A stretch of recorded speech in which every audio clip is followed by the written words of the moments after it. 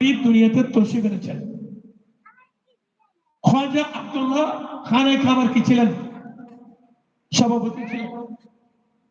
উনি যখন ফজরের নামাজ পড়ে খানে খাবার মধ্যে ইসলাম ধর্মের অনুসরণ করে সেজদারত, এই অবস্থা খানে খাবা ঝুঁকে গেলেন।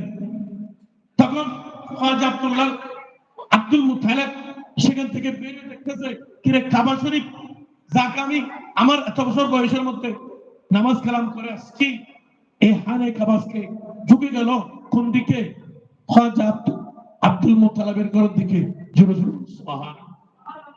जिनको सजदा को मेहराब पे काबा झुकी, जवाब सुबहानाल्लाह। আর জোরে বলো সুবহানাল্লাহ। যাকে সিজদা করার জন্য খানে কাবা ঝুঁকে গেল, আশেক বলতেছেন जिसके सजदे को मेहराब पे काबा झुकी, उन बहु की लताफत पे আর জোরে মুস্তাফা।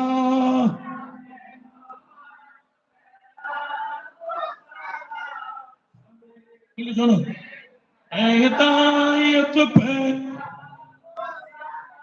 যাকে সেজদা করার জন্য, যার তাজিমের জন্য, যার মর্তবার জন্য, যার ভালোবাসার জন্য, যার ইজ্জতের জন্য তিনি আমাদের ইমাম, ওই নবীকে তাজিম করতেছে খুদায়ে কাবা।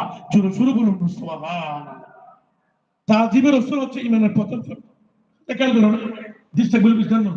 তাজিমের রাসূল কি? ইমানের প্রথম শর্ত। এখন আমরা যদি এখানে লা ইলাহা ইল্লাল্লাহ আল্লাহ ছাড়া কোনো খেয়াল করেন না, কিছু অনেকে বলতেন না লা ইলাহা ইল্লাল্লাহ আল্লাহ ছাড়া কোনো মাহবুব মুহাম্মাদুর সাল্লাল্লাহু আলাইহি ওয়াসাল্লাম।